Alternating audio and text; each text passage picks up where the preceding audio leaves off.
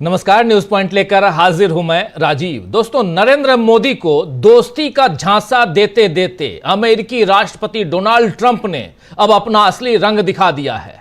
आज सुबह खबर आई थी कि ट्रंप ने ज्यादा टैरिफ लगाने की धमकी दी है और शाम तक खबर आ गई कि 25% टैरिफ भारत पर डोनाल्ड ट्रंप ने लगा दिया है, जो किसी भी एशियाई देश से सबसे ज्यादा है। और इतना ही नहीं, ये जो नीचे लिखा हुआ है ऑल थिंग्स नॉट गुड, ये जो कैपिटल लेटर में लिखा हुआ है, इसका मतलब है और साफ साफ India will therefore be paying a tariff of 25% plus a penalty for the above। ये जो लिखा हुआ है कि plus a penalty for the above, यानी 25% ये तो लगा ही है, इसके अलावा ऊपर जो बातें लिखी गई हैं कि आपने रशिया से आप ले रहे हैं, एनर्जी खरीद रहे हैं, और इन सब के कारण याद कीजिए आपकी 500% पेनल्टी लगाने की घोषणा पहले ही कर दी थी डोनाल्ड ट्रंप ने। तो क्या 500% पेनल्टी डोनाल्ड ट्रंप भारत के ऊपर लगाएंगे, क्योंकि भारत रशिया से तेल खरीदता है और रशिया को उतना ही नहीं, रशिया से सबसे ज़्यादा जो है वो इक्विपमेंट्स लेता है, वो डिफेंस इक्विपमेंट्स लेता है, डिफेंस। और इसके बारे में इन्होंने पूरी बात लिखी भी है ऊपर, मिलिट्री इक्विपमेंट्स फ्रॉम रशिया लेते हैं आप।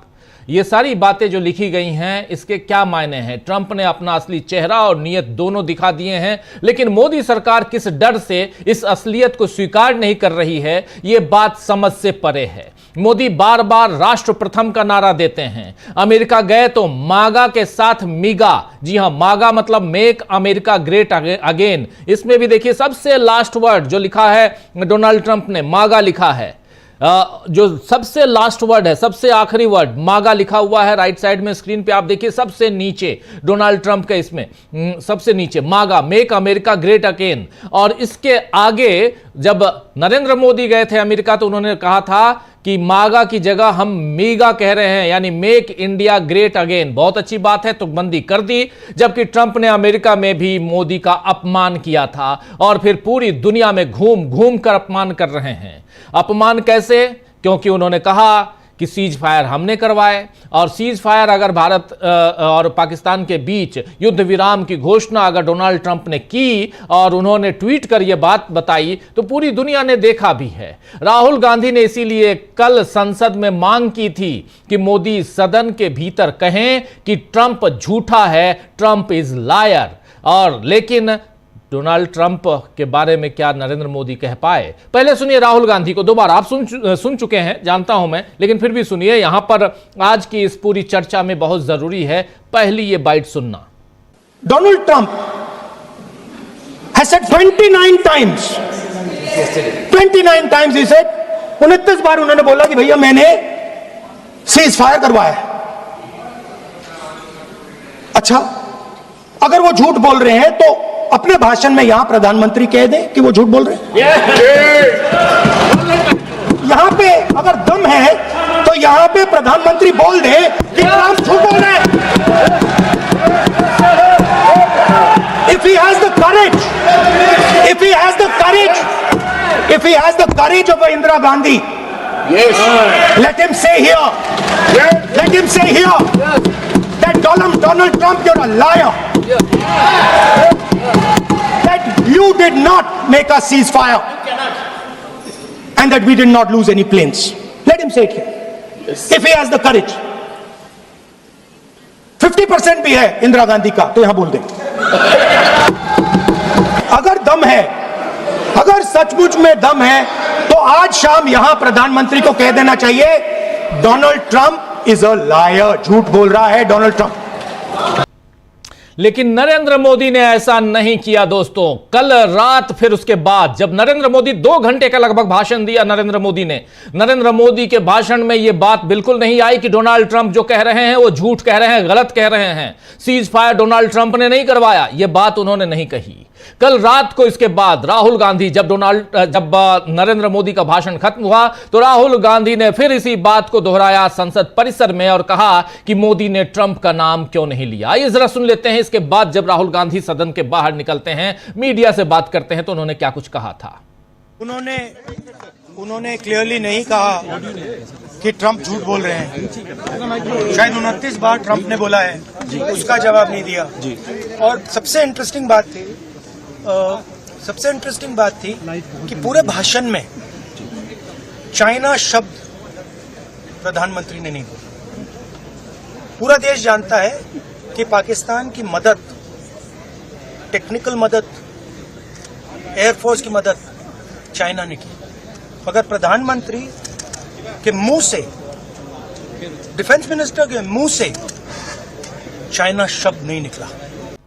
तो सुन रहे थे आप यहां पर राहुल गांधी कल रात जब निकल के आए तो उन्होंने कहा कि एक बार भी इन्होंने ना डोनाल्ड ट्रंप का जिक्र किया, ना ही चाइना शब्द का जिक्र किया। चाइना शब्द लेकर आए मुंह पे। और आज सुबह फिर संसद परिसर में पत्रकारों से राहुल गांधी ने कहा कि मोदी बोल नहीं रहे हैं क्योंकि फिर असलियत सामने आएगी। राहुल गांधी ने सुबह ही बता दिया था कि कैसी ट्रेड डील जो है ट्रंप करेंगे, और शाम होते होते राहुल की बात एक बार फिर सच साबित हो गई। राहुल गांधी की ढेर सारी बातें सच साबित हो रही हैं। आज सुबह सुबह जो बात राहुल गांधी ने कही है संसद परिसर में डोनाल्ड ट्रंप को लेकर, नरेंद्र मोदी को लेकर, वो बात अब जब हम ये कार्यक्रम कर रहे हैं तो उनकी जुबानी सुन लीजिए, राहुल गांधी की जुबानी सुनिए। Prime Minister has not said that Trump is lying. It's obvious what has happened. सबको मालूम है, बोल नहीं पा रहे। That is the reality. Rahul ji बोल क्यों नहीं पा रहे? क्या प्रॉब्लम है? वो बोलिए कि आप लायर हैं, अभी पीएम नहीं बने। नहीं, क्योंकि सच्चाई है ना। अगर पीएम ने बोल दिया तो फिर वो खुल के बोलेगा और वो पूरी सच्चाई रख देगा, तो इसलिए नहीं बोल पाएंगे। और सर बार बार ट्रंप जो है इस बात को कहते हैं, तो आपको लगता है कि हमारा जो स्टैंड है कहीं ना कहीं हल्का पड़ता है भारत का? नहीं, अभी क्या होगा, अभी वो कह रहा है। वो कह क्यों रहा है? क्योंकि वो अपनी ट्रेड डील चाहता है, तो वहां पे दबाएगा इनको। आप देखना कैसी ट्रेड डील बनती है।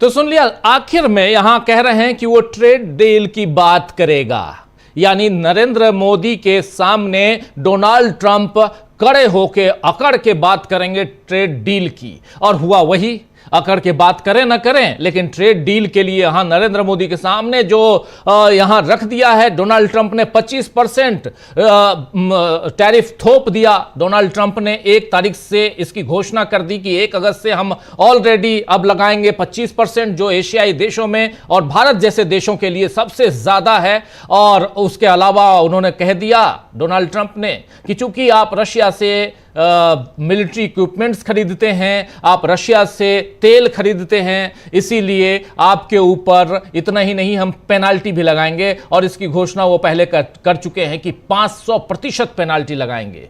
भारत तो बर्बाद हो जाएगा ऐसे में, क्योंकि भारत के पास अमेरिका जितना पैसा नहीं है।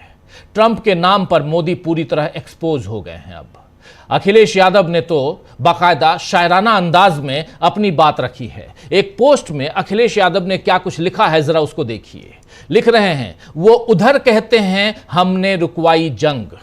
वो उधर यानी डोनाल्ड ट्रंप कहते हैं हमने रुकवाई जंग, तो इधर एक रंगियों का उड़ जाता है रंग। एक रंगियों का उड़ जाता है रंग। ये एक रंगी कौन है, ये आप समझ ही गए होंगे दोस्तों, यहां समझाने की जरूरत नहीं है। उधर आज राज्यसभा में भी ट्रंप और डिप्लोमेसी को लेकर आरजेडी सांसद मनोज झा ने पते की बात कही है। सुनिए जरा मनोज झा ने क्या कुछ कहा है। लेकिन इस वक्त जब हम चर्चा कर रहे हैं तो इसी राज्यसभा में, हालांकि अभी लोकसभा हम स्क्रीन पे देख रहे हैं, लेकिन राज्यसभा में उधर नरेंद्र मोदी भाषण देने के लिए नहीं आए हैं। नरेंद्र मोदी की जगह पर खड़े हुए हैं देश के गृह मंत्री अमित शाह, और अमित शाह भाषण दे रहे हैं। और अमित शाह के भाषण में वहां काफी हंगामा चल रहा है, वो भी ले चलेंगे, उधर भी ले चलेंगे।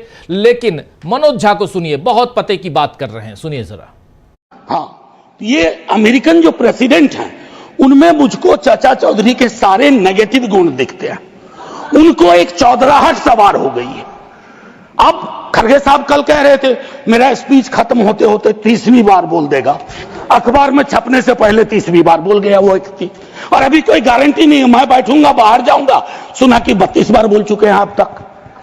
सर मैं इसलिए कह रहा हूं इसका प्रतिकार सूत्रों के हवाले से ना हो कि सूत्र कह रहे हैं कि उन्होंने दखल नहीं दिया। सूत्र नहीं, ये सूत्र आजकल बहुत उत्पाती हो गए, खबरें सीधे नहीं आती हैं, सूत्रों के माध्यम से आती हैं। तो मैं आग्रह करूंगा, प्रतिकार के लिए मैंने एक प्रपोजल रखा हुआ है, I will come to that. लेकिन मैं एक चीज और कह करके, डिप्लोमेसी ट्रायल बैलून भी ना हो सर अभी तो। और एक और चीज सर, डिप्लोमेसी के संदर्भ में सर, इतनी मित्र विहीनता इस देश की कभी नहीं रही। आपने गुडविल मिशन पूरी दुनिया में भेजा, बहुत अच्छा निर्णय था। इस रेजिम में पहली बार इस तरह का मिशन हुआ था। ऐसे मिशन लगातार भेजिए, कॉन्फ्लिक्ट टाइम और नो कॉन्फ्लिक्ट टाइम, लेकिन ऐसे गुडविल मिशन अपने देश में भी भेजिए जहां एक कर्नल को सिर्फ उसके नाम सरनेम की वजह से एक मंत्री अपशब्द अशोभनीय टिप्पणियां करता है। तो गुडविल मिशन तो इस देश को चाहिए। हमारा गुडविल इस देश में हमने खत्म कर दिया है। और मैं एक चीज कहना चाहूंगा कि एक शेर है बड़ा मशहूर, वतन की पासवानी जानो ईमान से भी अफजल है, वतन की पासवानी जानो ईमान से भी अफजल है। मैं अपने मुल्क की खातिर कफन भी साथ रखता हूं। ये किनके लिए है? जिनको संदेह की दृष्टि से देखा जाता है कि भारत के लिए प्रेम है कि नहीं है, वगैरह वगैरह। माननीय सभापति महोदय, मैं सिर्फ एक आग्रह करूंगा, चूंकि कल की प्रोसीडिंग मैंने लोकसभा की भी देखी, मुझे दुख हुआ कि इस पीड़ा ऑपरेशन सिंदूर, जिसमें सेना के शौर्य को पूरा सदन सलाम कर चुका है, लेकिन जो विसंगतियां सेना ने इंगित की समय समय पर, जिसमें पॉलिटिकल डिसीजन का बहुत बड़ा कंट्रीब्यूशन था, उसको रेटोरिकल अंदाज से, रेटोरिक से कवर नहीं किया जा सकता है। Come clean, come straight, we are with you honourable prime minister, so I propose from this house a resolution, finally a resolution. This house unilaterally condemns the repeated statement of American President Donald Trump and find him the epithet of the greatest liar of the century. Jai Hind sir. Thank you Manoj ji. तो सुन रहे थे आप, यहां मनोज झा ने भी greatest liar of this universe तक यहां कह दिया और कहा कि ये रेजोल्यूशन यहां पर पास होना चाहिए इस हाउस से, यानी अपर हाउस से। डोनाल्ड ट्रंप क्या करते हैं, क्या नहीं कहते और क्या कह रहे हैं, इसे तो भारत कंट्रोल नहीं कर सकता। लेकिन अगर पीएम मोदी यानी नरेंद्र मोदी एक बार भी ट्रंप की बातों का प्रतिकार करते, उन्हें कूटनीतिक भाषा में यानी डिप्लोमेटिक भाषा में ही सही अगर ऐसा करते, ये समझा देते कि भारत के बारे में आप इस तरह के बयान नहीं दे सकते हैं, तो दुनिया में भारत की मजबूत छवि बनती। लेकिन मोदी काल में पहले से बनी मजबूत छवि को कमजोर करने का काम किया जा रहा है। और दुख इस बात का है दोस्तों कि सरकार अपनी गलती मानने की जगह अब भी यही बता रही है कि पहलगाम हमले के बाद कैसे दुनिया ने हमारा साथ दिया। यह सही है कि आतंकवाद के खिलाफ तो हर देश ने बयान दिया, लेकिन इनमें से कितनों ने पाकिस्तान का नाम लेकर पाकिस्तान की निंदा की, यह बात भी मायने रखती है। चीन और अमेरिका जिस तरह लगातार पाकिस्तान का साथ देते जा रहे हैं, वो बात भारत के लिए कितनी नुकसानदायक है, इसकी फिक्र न कर बीजेपी इस समय केवल अपनी सत्ता की फिक्र कर रही है, जबकि विपक्ष अपनी जिम्मेदारी निभाते हुए उसे आगाह कर रहा है। दरअसल बीजेपी के लिए सत्ता पर बने रहना ही एकमात्र मकसद दिख रहा है। अभी बिहार में जिस तरह एसआईआर पर काम हुआ है, उसमें भी यही चीज सामने आई है। एसआईआर यानी स्पेशल इंटेंसिव रिवीजन, जो वोटर लिस्ट दोबारा तैयार किया जा रहा है, उस लिस्ट के यानी एसआईआर के दौरान मतदाता फॉर्म में डॉग बाबू, आपने देखा होगा कि एक कुत्ते के लिए भी राशन कार्ड बना दिया गया, तो डॉग, माफी चाहूंगा, आवास कार्ड बना दिया गया। और सोनालिका ट्रैक्टर के नाम पर भी वहां कार्ड बना दिया गया। यह साबित कर रहा है कि इतने गंभीर काम में कितनी चूक हुई है। विपक्ष इस मुद्दे को संसद में उठा रहा है। इधर बिहार में भी विपक्ष ने रक्षाबंधन के बाद तैयारियों को धार देने का काम शुरू कर दिया है। आज ही घोषणा हुई है, इंडिया गठबंधन की आज बैठक हुई, उसमें घोषणा की गई, तय किया गया कि 10 अगस्त से राखी के बाद 10 अगस्त से राष्ट्रीय स्तर से लेकर क्षेत्रीय नेता तक सब अलग अलग जगहों पर बिहार में यात्रा करेंगे। तेजस्वी यादव के साथ राहुल गांधी फिर से बिहार में दौरा करते हुए नजर आएंगे। राहुल गांधी 5 दिन तक लगातार बिहार में दौरा करेंगे, बिहार में ही डेरा डालेंगे। यानी अब विपक्ष ने मजबूती के साथ बीजेपी को घेरने की योजना तैयार कर ली है। क्या इसमें मोदी कमजोर और हताश होंगे या हो गए हैं? इसलिए कह रहा हूं क्योंकि कल तो 2 घंटे तक नरेंद्र मोदी ने लोकसभा में भाषण दे दिया, उसमें से 18 मिनट तक बिना रुके कोसते रहे नेहरू जी को। एक बार भी उन्होंने उन लोगों को याद नहीं किया जो 26 लोग मारे गए पहलगाम में, बैसरन घाटी में, उनको श्रद्धांजलि नहीं दी। कांग्रेस पर वार करते रहे, कई जगह पे ठहाके लगाते नजर आए, जबकि मुद्दा जो था, मामला जो था, गमगीन, गंभीर और संवेदनशील था। लेकिन आज जब उच्च सदन यानी राज्यसभा उनका इंतजार कर रहा था, तो राज्यसभा में वो भाषण देने नहीं पहुंचे, अपनी जगह पर उन्होंने भेज दिया देश के गृह मंत्री अमित शाह को। अमित शाह जब भाषण देने के लिए पहुंचे तो विपक्ष ने वहां नारेबाजी शुरू कर दी। नारेबाजी इसलिए शुरू की क्योंकि डिमांड है विपक्ष का कि नरेंद्र मोदी आए, इस पे चर्चा करें। बात तो यही हुई थी कि नरेंद्र मोदी आएंगे, अपनी बात रखेंगे। आइए जरा एक बानगी देख लेते हैं, वहां विपक्ष में जैसे खड़े हुए देश के गृह मंत्री अमित शाह बोलने के लिए, विपक्ष ने कैसे वहां अपना प्रतिकार अपने ढंग से किया है, जरा देख लेते हैं। चर्चा आगे बढ़ाएंगे, हमारे साथ कुछ वरिष्ठ साथी जुड़े हुए, उनसे भी आपका परिचय करवाऊंगा। लेकिन पहले सीधे चलते हैं लाइव, सीधे क्या कुछ चल रहा है और कैसे शुरुआत में जब आए हैं अमित शाह तो क्या कुछ हुआ है, कैसे प्रतिकार हुआ है, कैसे उनका विरोध हुआ है, देखिए। एक मिनट सुनो भाई, आपकी जो डिमांड है उसी का जवाब दे रहा हूं। माननीय अध्यक्ष जी, पीएम साहब इनकी ऑफिस में ही है, उनको ज्यादा सुनने का शौक है क्या? भाई मेरे से निपट रहा है, काहे को प्रधानमंत्री जी को बुलाओ, और तकलीफ होगी। ये समझते नहीं है साहब।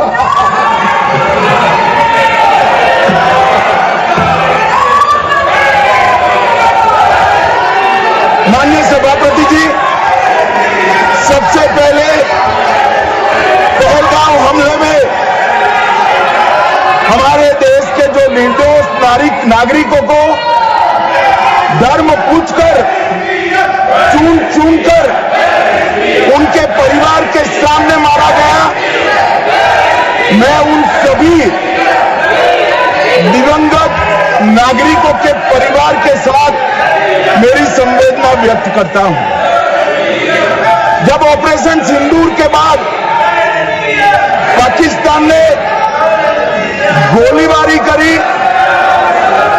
वो गोलीबारी में कुछ नागरिक हताहत हुए, वो नागरिकों के परिवारजनों के प्रति भी मैं गहरी संवेदना व्यक्त करना चाहता हूं। माननीय अध्यक्ष जी, तो यहां पे आप देख रहे थे कि बिल्कुल शोरगुल, हल्ला गुल्ला और उसके बीच भाषण देने की कोशिश, और कह रहे हैं कि प्रधानमंत्री अपने कार्यालय में है, यहीं संसद परिसर में है, वो हमसे पहले निपटिए, आप क्यों उनको सुनना चाहते हैं। ये सारी बातें कहते हुए खड़े हुए यहां अमित शाह, और अमित शाह प्रधानमंत्री की जगह पे आए बोलने के लिए। विपक्ष कह रहा है कि नहीं, आप यहां प्रधानमंत्री हाजिर हों, प्रधानमंत्री को हम सुनना चाहते हैं। ऑपरेशन सिंदूर जैसा गंभीर मामला, उस पर आखिर प्रधानमंत्री नरेंद्र मोदी क्यों नहीं आए बोलने। यहां शोरगुल चल रहा था। उसके बाद नेता प्रतिपक्ष खड़े हुए, यानी मल्लिकार्जुन खड़गे राज्यसभा में खड़े हुए, और उन्होंने जो कुछ कहा है जरा उनकी बातें सुन लेते हैं। चर्चा आगे बढ़ाएंगे, जल्दी से हमारे तमाम साथियों के बीच आपको लेके चलेंगे, लेकिन सुनिए यहां मल्लिकार्जुन खड़गे क्या कह रहे हैं। सब सदन के मेंबर्स का ये पहले से ही डिमांड थी कि 16 घंटे चर्चा होने के बाद हमको इस सदन में प्रधानमंत्री आकर प्रकट होकर वो अपनी बातें रखेंगे।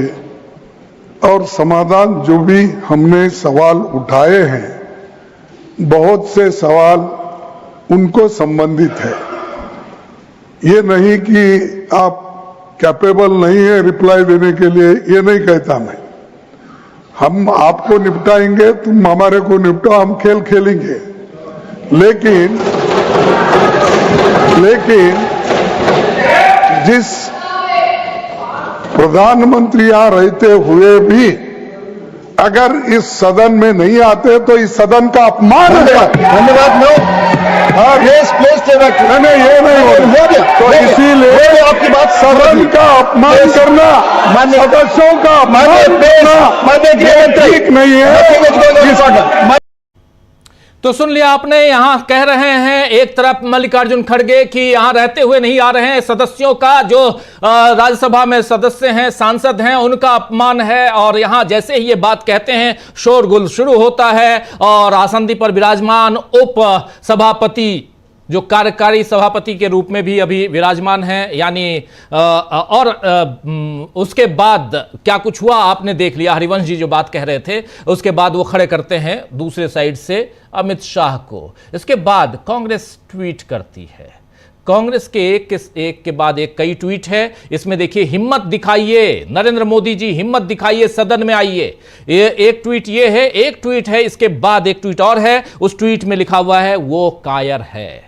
ये ट्वीट भी है, ये जयराम रमेश भी ट्वीट कर रहे हैं। और the India parties have just walk out, ये वॉकड आउट, यानी इंडिया के गठबंधन के जितने नेता हैं राज्यसभा से वो वॉकआउट कर चुके हैं। 16 घंटे के डिबेट के बाद भी अगर पहलगाम पे चर्चा उसमें नहीं आ रहे हैं डिस्कशन में प्रधानमंत्री नरेंद्र मोदी, तो हम इसको वॉकआउट कर रहे हैं, यानी अब अकेले भाषण दे रहे हैं अपने दल के सदस्यों के साथ, एनडीए के सदस्यों के साथ अपने सुर में सुर मिलाते हुए यहां नजर आएंगे देश के गृह मंत्री अमित शाह। प्रधानमंत्री नहीं आए और इंडिया गठबंधन वॉकआउट। चलिए हम अब इन करते हैं, यानी हमारे तमाम साथी जो पैनल साथी हैं उनके साथ चर्चा को आगे बढ़ाते हैं। अभी तक जो हुआ आप तक हम रख रहे थे, अमेरिका से लेकर हिंदुस्तान और इंडिया में भी खासकर सदन, दोनों सदनों में क्या कुछ चल रहा है वहां तक। चलिए हमारे तमाम साथियों को स्क्रीन पर ले आइए और फिर देखिए 5 वरिष्ठ साथी जुड़े हुए हैं हमारे साथ। अमलेंदु उपाध्याय जी हैं, प्रशांत टंडन जी हैं, शकील अख्तर जी हैं, प्रेम कुमार जी और सुनील शुक्ला जी हैं। आप पांचों का स्वागत इस्तकबाल है। स्वागत इस्तकबाल आप तमाम दोस्त साथी शुभचिंतक आप सबका भी, जो अब तक जुड़ चुके हैं उनका भी, जो जुड़ने वाले हैं उनका भी। सीधे आना चाहता हूं। पहले शकील जी, आप वहां से लौट के आ चुके हैं और आपको पता था क्या कि यह हंगामा होने वाला है राज्यसभा में आज? जी, ये पहले से मालूम था कि प्रधानमंत्री नहीं आने वाले हैं और ये पहली बार है 11 साल में जब किसी विशेष डिबेट में, विशेष चर्चा में प्रधानमंत्री दोनों सदनों में जवाब न दे। प्रधानमंत्री कल लोकसभा में आए थे, जाहिर है क्या राज्यसभा में आना था, यही परंपरा है, हर प्रधानमंत्री आता है और नरेंद्र मोदी तो आते ही हैं। लेकिन इस बार मोदी जी नहीं आए और मोदी जी के न आने के बाद जिस तरह से गृह मंत्री जी चैलेंज कर रहे हैं कि उनके आने से आप लोगों की तकलीफ और बढ़ जाएगी, उसका बहुत अच्छा जवाब दिया आज मल्लिकार्जुन खड़गे ने, नेता प्रतिपक्ष ने, कि आप हमें निपटाओ, हम आपको निपटाएं, आपकी तकलीफ बढ़ेगी, हमारी बढ़ेगी, लेकिन उनको आना चाहिए, जवाब हमें उनसे ही सुनना चाहिए। लेकिन प्रधानमंत्री जी नहीं आए। प्रधानमंत्री जी के नहीं आने का एक दूसरा कारण भी है, वैसे तो इस सुबह से तय था कि प्रधानमंत्री नहीं आएंगे, सबको ये बात मालूम थी, लेकिन जैसे कि ट्रंप ने टैरिफ लगाया है उसके बाद प्रधानमंत्री जी हाउस को फेस कर ही नहीं सकते। देखिए, आज ही दोपहर को कुछ ही घंटे पहले राहुल गांधी ने सदन से बाहर निकल के पत्रकारों से कहा था कि आप देखते जाइए, ये ट्रेड डील चाहता है ट्रंप और वो वहां दबाएगा, शब्द थे उनके जी। देखिए कैसी डील बनती है। और उससे पहले जब उनसे पूछा गया कि आपने इतने कड़े सवाल पूछे, प्रधानमंत्री हमारे क्यों नहीं बोलते हैं, तो राहुल ने कहा कैसे बोले, अगर ये बोलेंगे तो वो सारी सच्चाई सबके सामने रख देगा, फिर ये कुछ नहीं बोल पाएंगे। अभी आपने कहा कि राहुल की सारी बातें सच होती चली जा रही हैं, ये आकलन है, जमीनी आकलन है, जन नेता का होता है, जो भी वो कहते हैं वो सामने आता चला जा रहा है। दूसरी एक बात, मनोज झा ने जो लास्ट बात कही राज्यसभा में, आज बहस में विपक्ष के सारे नेताओं ने बहुत अच्छा बोला, मनोज झा, कपिल सिब्बल, जया बच्चन, सब ने, जो उन्होंने लास्ट बात कही कि इस सदन को एक प्रस्ताव सर्वसम्मति से पास करना चाहिए। पहलगाम के आतंकवादी हमले में मारे गए लोगों के प्रति श्रद्धांजलि और ट्रंप कायर है। लेकिन ये बात सरकार के सोचने की थी, सरकार को इससे पहले लोकसभा में भी करना चाहिए थी। आपको याद होगा कि जब विश्व की मांग चल रही थी पहले के बाद, तो कांग्रेस ने ये मांग की थी उसी वक्त कि सदन की हम विशेष संसद के विशेषण की मांग इसलिए कर रहे हैं ताकि सदन पहलगाम के आतंकवादी हमले की सर्वसम्मति कर सके, आतंकवाद की हमला कर सके, आतंकवाद की निंदा कर सके, पाकिस्तान की निंदा कर सके। हम यहाँ याद दिला दें आपको, राजीव जी, आपको तो खैर मालूम होगा, दर्शकों को बता दें, 1994 में कांग्रेस की सरकार थी, एक सर्वसम्मत प्रस्ताव पास हुआ था कश्मीर के आतंकवाद के खिलाफ, पाक प्रायोजित आतंकवाद के खिलाफ। लोकसभा और राज्यसभा दोनों ने, कांग्रेस ने प्रस्ताव रखा था। दुख की बात है, आश्चर्य की बात है कि लोकसभा में प्रधानमंत्री बोलने आए थे, उन्होंने प्रस्ताव नहीं रखा। अगर वहां वो रखते, चाहे पहले से बताते भी नहीं, हालांकि ये पहले से बताया जाता है, नहीं बताते तब भी सारे के सारे सदस्य विपक्ष के उसको पास कर देते कि हम आतंकवादी हमले की निंदा करते हैं, हम पाकिस्तान की निंदा करते हैं, मगर ये उन्होंने नहीं किया। अब सारा मुद्दा चेंज हो गया है, बहस आज ये खत्म हो गई है, अभी अमित शाह के बयान के बाद जाएगी। अब सबसे महत्वपूर्ण मुद्दा ये बचा है कि जिस बात की डर से मोदी जी नहीं बोलते थे, ट्रंप ने वो करके दिखा दिया। 25% टैरिफ और फाइन कितना, ये अभी किसी को मालूम नहीं है। इतनी बड़ी धमकी एक देश के लिए, उस देश के लिए जो कभी अमेरिका से डरा नहीं। कल राहुल गांधी ने कहा था ना कि इंदिरा गांधी थी, वो नहीं डरी निक्सन से। आप 50% ही उनके मुकाबले की हिम्मत दिखा दीजिए, इस टैरिफ को उठा के फेंक देती वो। नेहरू जी, इंदिरा जी, राजीव जी, अरे नेहरू जी, इंदिरा जी, राजीव जी ने जो किया है उसके मुकाबले कुछ करके तो दिखाइए। यहां पे भी आप दब जाएंगे। और किस बात पे? क्या रूस से सामान खरीदते हैं? ये तय अब अमेरिका करेगा कि भारत किसके साथ क्या संबंध रखेगा, रूस से क्या खरीदेगा और क्या नहीं करेगा। कर ले अमेरिका। अगर अमेरिका ही हमारे देश के सारे चीजों के फैसले करेगा तो उसके आगे बोलने की कोई बात बचती नहीं है। और अब तो यही लग रहा है। तो आज जो है सारा का सारा सीन चेंज हो जाएगा। लोकसभा और राज्यसभा में बहस हो गई है, कांग्रेस की और विपक्ष की डिमांड पे हुई है, और कांग्रेस और विपक्ष की डिमांड पे इस बहस में साबित हो गया कि सरकार के पास कोई जवाब नहीं है। जी बिल्कुल। कल आपने देखा था कि जो शुभम की पत्नी थी, जो वहां मारे गए थे, जी शुभम द्विवेदी की पत्नी थी, कानपुर की, जो वहां मारे गए थे पहलगाम में, उन्होंने कहा था कि प्रधानमंत्री ने नहीं बोला, नाम नहीं लिया, लेकिन प्रियंका गांधी ने लिया है। तो आज देखिए असर कैसा होता है। असर तो होता है, राहुल गांधी के बोलने का होता है, शुभम द्विवेदी की पत्नी का होता है। तो आज आते ही सबसे पहले अमित शाह ने उनको श्रद्धांजलि दी मारे गए लोगों को। कल नहीं दी थी, जब बोला उनकी पत्नी ने तो आज दी। अब देखिए कि राहुल गांधी के बोलने का क्या क्या असर होता है। जी जी बिल्कुल बिल्कुल। दोबारा आता हूं आपके पास, जरा प्रेम कुमार जी आपके पास आना चाहता हूं। क्या प्रेम कुमार जी आपको लगता है कि यहां एक भारी चूक नरेंद्र मोदी ने कर दी? क्योंकि डोनाल्ड ट्रंप दबाए जा रहे हैं, नरेंद्र मोदी दबे जा रहे हैं। जो बात अभी कह रहे थे शकील जी कि अमेरिका तय करेगा कि हम किससे क्या खरीदें, किससे ना खरीदें, और अब हमारे देश की यह स्थिति हो गई। आज तक तो किसी की हिम्मत नहीं थी आंख दिखाने की, अब अमेरिका और डोनाल्ड ट्रंप आंख दिखाएंगे। एक बात ये, लेकिन दूसरी बात जो अभी चल रही है, अभी राज्यसभा से इंडिया गठबंधन ने वॉकआउट कर दिया है। राज्यसभा में अपनी डपली, अपना राग अलाप रहे हैं वहां अमित शाह, लेकिन क्या फायदा? नरेंद्र मोदी को बोलना चाहिए था, नहीं बोले। इतने संवेदनशील मामले पे नहीं बोल रहे हैं। लोकसभा में 2 घंटा लगभग बोलते हैं, उसमें भी कितनी बात वो कांग्रेस पे करते हैं। 2 घंटे में 2.25 घंटा आप रखिए कि वो कांग्रेस पे ही अपनी बात रख रहे हैं, बाकी अपना गुणगान।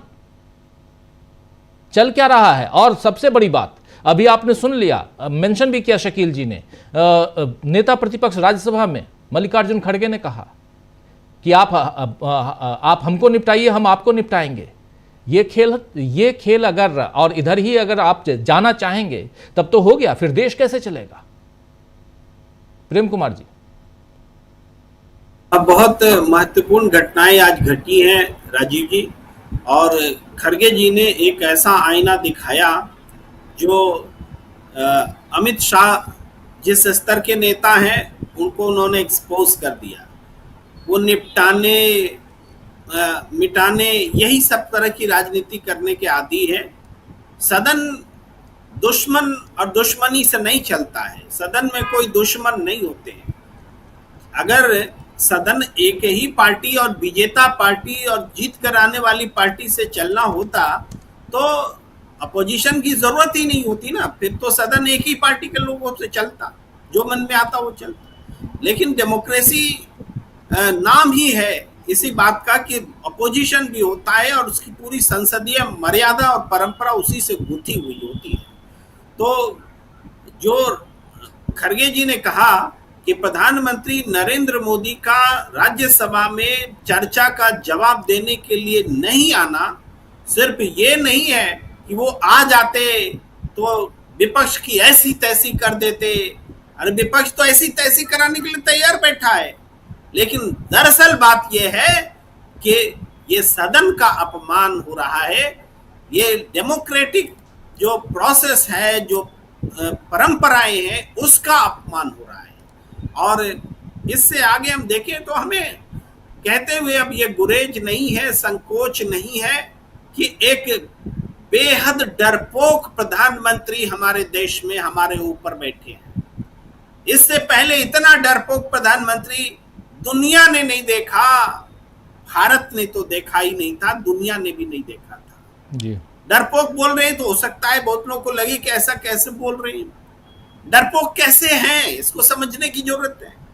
ये डरपोक प्रधानमंत्री चाइना का नाम नहीं लेता, ये डरपोक प्रधानमंत्री डोनाल्ड ट्रंप का भी नाम नहीं लेता, ये डरपोक प्रधानमंत्री अपने ही देश में मणिपुर भी नहीं जाते, ये डरपोक प्रधानमंत्री पहलगाम भी नहीं जाते, ये डरपोक प्रधानमंत्री जब राष्ट्र के नाम संबोधन करते हैं तो जो पाकिस्तान के हमले में मारे गए हमारे देश के 27 लोग हैं जो पुंछ के आसपास मारे गए थे बॉर्डर पर, और इसलिए मारे गए थे कि छोड़ दिया गया था उनको पाकिस्तान के हाथों गोली लगकर मरने के लिए। युद्ध नहीं चाहते हैं। अरे हमारे नागरिक मारे जा रहे हैं।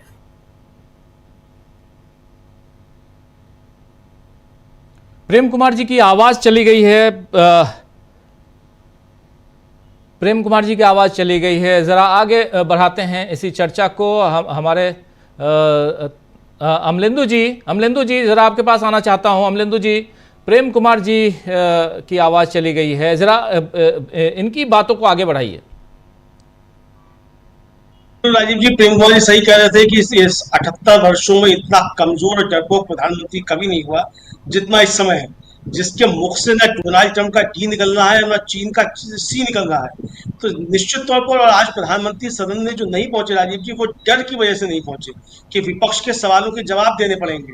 डोनाल्ड ट्रंप ने जो टैरिफ बम फोड़ा है उसका सवाल पूछा जाएगा प्रधानमंत्री से कि आप तो कह रहे थे आपका बड़ा अच्छा मित्र है, और सुबह तक डोनाल्ड ट्रंप कह रहे थे कि भारत हमारा अच्छा मित्र है। तो ये मित्रता का तकाजा ये है कि डोनाल्ड ट्रंप ने इस तरीके से टैरिफ लगाया है। और लगातार राजीव की दूसरी बात यह है कि डोनाल्ड ट्रंप के विषय में जो बात कही जा रही थी कि वो बार बार कह रहा है कि साहब उसने सीज फायर रुकवाया। प्रधानमंत्री नरेंद्र मोदी इस बात को अच्छी तरीके से समझते हैं कि अगर कोई बात व्हाइट हाउस से होती है तो बाकायदा रिकॉर्ड होती है, रिकॉर्ड में रखी जाती है। प्रधानमंत्री इसीलिए ये हिम्मत नहीं जुटा पाए ये कह सकें कि डोनाल्ड ट्रंप झूठ बोल रहे हैं, जो कि चैलेंज दिया था राहुल गांधी ने। मुझे लगता है कि कुछ ना कुछ बात निश्चित तौर पर हुई होगी। हालांकि जिस तरीके से प्रधानमंत्री ने बताया कल लोकसभा में कि साहब वो मार्क रूबियो ने मुझको फोन किया और जब उन्होंने फोन किया तो मैं सेना के अधिकारियों के साथ बैठक में था, फिर मैंने उन्हें पलट कर फोन किया, फिर उन्होंने मुझे बताया कि पाकिस्तान जो बहुत बड़ा हमला करेगा। मैंने कहा हम भी उसका जवाब देंगे। ये सारी बातें हुई होंगी जो प्रधानमंत्री बता रहे हैं, लेकिन जो असली बात है प्रधानमंत्री को नहीं बता रहे हैं। तो प्रधानमंत्री जो असली बात नहीं बता रहे हैं, प्रधानमंत्री को वही बताना चाहिए। और राहुल गांधी ने जो आज कहा कि प्रधानमंत्री इसलिए नहीं कह पा रहे हैं क्योंकि ट्रंप पे कुछ और बोल देगा, तो निश्चित तौर पर ट्रंप कुछ और बोल सकता है। तो जिस तरीके से ट्रंप ने लगातार बातें की हैं, तो वो इसी तरह इशारा कर रही है कि ट्रंप अगर कुछ कह रहे हैं राजीव जी, तो वो निराधार तो मुझे लगता है कि नहीं है, कुछ ना कुछ तो उसके पीछे मामला है। तो और अगर नहीं है तो प्रधानमंत्री खुलकर, प्रधानमंत्री को ये कहने में दिक्कत क्या है कि ट्रंप झूठे हैं और इस तरह की कोई बात नहीं है। भाई 140 करोड़ लोग इस समय देश के एकजुट हैं, और डोनाल्ड ट्रंप के खिलाफ जब ये आवाज उठ रही है कि झूठ बोल रहा है, हमारी सेना का अपमान कर रहा है, हमारे प्रधानमंत्री का अपमान कर रहा है लगातार, तो हमारा प्रधानमंत्री ये अपमान क्यों सह रहा है जब देश साथ में खड़ा हुआ है? तो ये सवाल प्रधानमंत्री से, और प्रधानमंत्री आज इसीलिए नहीं पहुंचे। और राजीव जी, राहुल गांधी ने कहा भी था कि ये जिसकी वजह से कर रहे हैं टैरिफ की वजह से, और वो टैरिफ लगाएगा तो वो लगा भी दिया। कल भी सदन में कहा था राहुल गांधी ने कि मैं जो कहता हूं, मैंने इसी सदन में कहा था चीन को लेकर, डोनाल्ड ट्रंप के बारे में भी कल राहुल गांधी ने कहा, तो वो चीजें सच साबित हो रही हैं। लेकिन राहुल गांधी की बातें सच हो या गलत हो, अगर डोनाल्ड ट्रंप की बातें गलत है तो प्रधानमंत्री को ये कहने में क्या दिक्कत आ रही है कि डोनाल्ड ट्रंप गलत बोल रहे हैं? मत कहिए कि आप डोनाल्ड ट्रंप झूठे हैं, ये तो कहिए कि डोनाल्ड ट्रंप ये बात गलत कह रहे हैं कि उन्होंने सीज फायर कराया। आप ये तो कह रहे हैं कि साहब किसी देश के किसी नेता का कोई इसमें हाथ नहीं है, बहुत अच्छी बात है, मान ली आपकी बात कि आप कह रहे हैं किसी का हाथ नहीं है। लेकिन डोनाल्ड ट्रंप जो बार-बार कह रहे हैं, और आपको डोनाल्ड ट्रंप उस समय क्यों फोन करके बुला रहे थे कनाडा से कि आप अमेरिका होते हुए जाइए, जिस समय आसिम मुनीर उनके साथ मौजूद थे? तो आखिर क्यों बुला रहे थे? इस बात का तो खुलासा होना चाहिए कि डोनाल्ड ट्रंप उसी समय आपको क्यों दावत दे रहे थे कि आप अमेरिका आइए। तो बहुत सारे पेच हैं। इसका मतलब राजीव जी, पर्दे के पीछे बहुत कुछ बातें हैं जिसको प्रधानमंत्री खोल नहीं रहे। और क्यों नहीं खोल रहे हैं? क्या प्रधानमंत्री के मित्र के जो मामले अमेरिका में चल रहे हैं वो कारण है उसकी वजह से प्रधानमंत्री खामोश है? चूंकि प्रधानमंत्री कह चुके हैं कि उनके खून में व्यापार है, तो ठीक है आपके खून में व्यापार है, लेकिन ये कैसा खून का व्यापार है कि भारत का नुकसान हुए जा रहा है इस व्यापार में? यानी ट्रंप ने जो टैरिफ लगाया है उसका नुकसान भारत को होगा, अमेरिका को तो फायदा होगा। तो आखिर प्रधानमंत्री ने भारत के हित क्यों सूली पर चढ़ा दिए? प्रधानमंत्री को इसके भी जवाब देने चाहिए। प्रधानमंत्री विपक्ष के आगे सरेंडर हैं, सदन में नहीं आ रहे हैं, लेकिन इस सरेंडर से भी बात करने होने वाली नहीं है। आपने देश को ट्रंप के सामने सरेंडर कर दिया है, उस पर प्रधानमंत्री को अपनी स्थिति स्पष्ट करनी चाहिए और देश से निश्चित तौर पर माफी मांगनी चाहिए। जी बिल्कुल बिल्कुल बिल्कुल। प्रेम कुमार जी, अपनी बात पूरी कीजिए। जी जी, मुझे तो याद भी नहीं कि कहाँ कनेक्ट खत्म हो गया। जी कोई बात नहीं, फिर से शुरू करता हूँ। जी तीन महत्वपूर्ण बातें हैं। एक तो डोनाल्ड ट्रंप, जो सुबह आज राहुल गांधी ने कहा कि ये ट्रेड डील के लिए इनको दबाएगा, यानी अपने देश को, नरेंद्र मोदी हमारे देश को लीड कर रहे हैं प्रधानमंत्री के रूप में, दबाएगा, और वो शाम तक दिख गया। सुबह राहुल गांधी ने कहा है, शाम को टैरिफ लगा दिया, घोषणा कर दी 25%, उसके ऊपर पेनाल्टी, फाइन भी, इसलिए क्योंकि आप रशिया से तेल खरीद रहे हैं, रशिया से मिलिट्री इक्विपमेंट्स खरीद रहे हैं। ये दूसरी चीज, नरेंद्र मोदी जी पहुंचे नहीं राज्यसभा में। तीसरी बात कि ऑपरेशन सिंदूर पर जो बातें, जो डिमांड थी विपक्ष की, वो डिमांड अभी तक फुलफिल नहीं कर पाए नरेंद्र मोदी। जी, मैं देखिए बात को फिर से राज्यसभा से ही शुरू करता हूँ राजीव जी कि जो सदन पे बैठे हैं हरिवंश जी, वो बड़े प्यार से सुनते हैं खड़गे जी को, लेकिन जैसे ही कहते हैं कि नरेंद्र मोदी ने सदन का अपमान किया है, वैसे ही उनको करंट लग जाता है। अगर ये पंक्ति पहले बोल देते खड़गे जी तो आगे की पंक्ति भी उनको बोलने नहीं मिलती। तो ये इस तरह से सदन चल रहा है। सदन ऐसे चलता है कि जब प्रियंका गांधी बोलती हैं, मारे गए आतंकियों के हाथों मारे गए शहीदों का नाम लेती हैं, कहती हैं भारतीय, तो स्पीकर उनको रोकते हैं कि मत बोलिए, नारा मत लगवाइए, भारतीय कैसे बोल रहे हैं। और वहीं दूसरे लोग हिंदू हिंदू बोलते हैं तो उस पर कोई दिक्कत नहीं। मोदी मोदी बोला जाता है तो मुस्कुराते हैं, हंसते हैं। तो सदन कैसे चल रहा है, चाहे राज्यसभा हो चाहे लोकसभा हो, सबके सामने दिखता है। तो इसका मतलब क्या है? नरेंद्र मोदी शेरे बब्बर है क्या?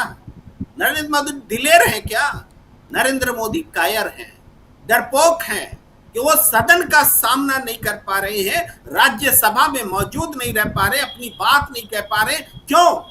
लोकसभा में तो आए थे, 1.25 घंटा भाषण दे के गए, लेकिन उनके भाषण पर राहुल गांधी का आधा घंटा का भाषण भारी पड़ा है, क्योंकि राहुल गांधी के सवालों का जवाब सरकार और प्रधानमंत्री नहीं दे पाए हैं। वो क्यों डरपोक और कायर उनको कहा जाना चाहिए? इसलिए कहा जाना चाहिए कि उनकी जुबान से चाइना का नाम नहीं निकलता, उनकी जुबान से डोनाल्ड ट्रंप नहीं निकलता, उनकी जुबान से हर वो जो जरूरत की चीज है देश के लिए वो नहीं निकलता। वो चाइना को क्लीन चिट देते हैं, न घर में घुसा है न कोई घुसा हुआ है। वो कहते हैं कि मिलिट्री एक्शन हमने पाकिस्तान के गिड़गिड़ाने से रोक दिया। इस किस्सा को भी थोड़ा समझना जरूरी है कि हमारे सीडीएस ने बताया था कि देश से बाहर बताया था, देश में नहीं बताया था कि विमान जो हमारे एयरक्राफ्ट जो गिरे ये महत्वपूर्ण सवाल नहीं है, क्यों गिरे ये महत्वपूर्ण सवाल है।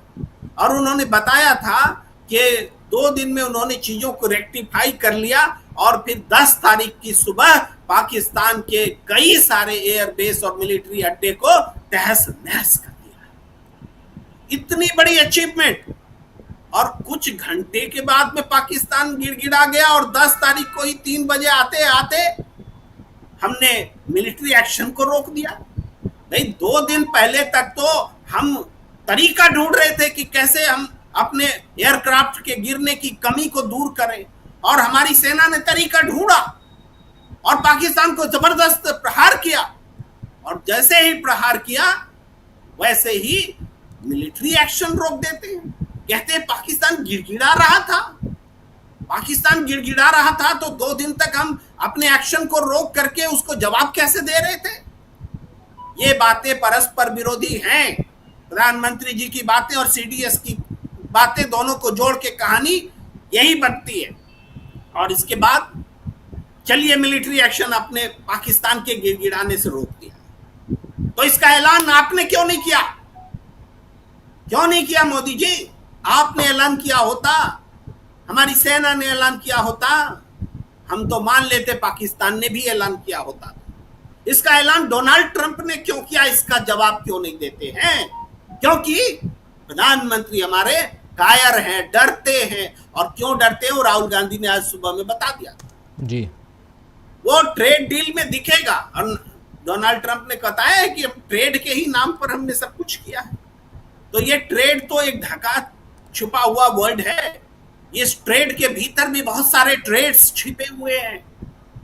अंबानी अडानी के ट्रेड्स, वहां की अदालतों से आने वाले समन्स, बहुत सारी चीजें, बहुत सारे इनके काले कारनामे जिसको हम लोग, हमारी देश की सेबी, सुप्रीम कोर्ट और हम सब नहीं उजागर कर सकते, लेकिन डोनाल्ड ट्रंप को पता है।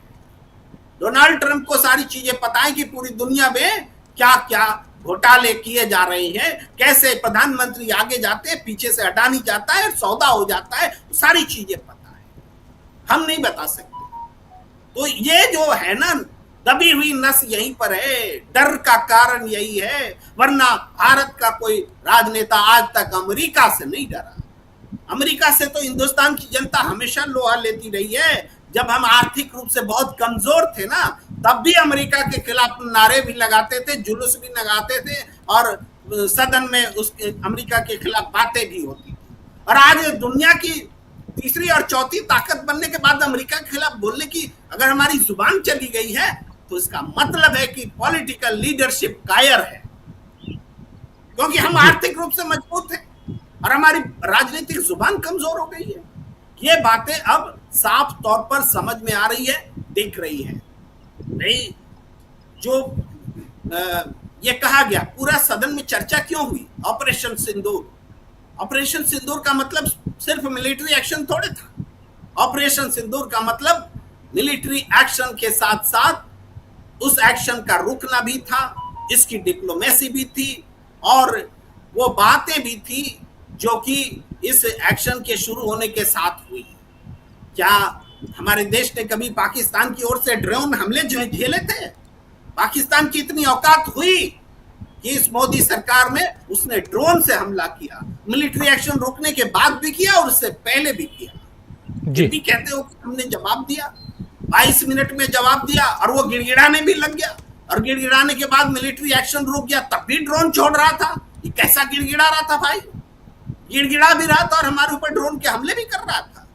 ये बातें विरोधाभासी हैं, इसका जवाब नहीं मिला सदन में, और ये जवाब पूरे देश की जो पॉलिटिकल पार्टी है, नेता सब मांग रहे थे, इसका जवाब नहीं मिला। राज्यसभा में भी इसका जवाब मिलना चाहिए था। ये कहते हैं कि साथ खड़े, इससे भी बड़ा झूठ कुछ हो सकता है क्या? इससे भी बड़ा झूठ वो कहते हैं कि 190 देश जो पहलगाम की घटना थी उसकी निंदा कर रहा था। मैं कहता हूं इसकी निंदा तो पाकिस्तान भी कर रहा था, तो पाकिस्तान क्या भारत के साथ खड़ा था? ये कहना चाहते हैं आप?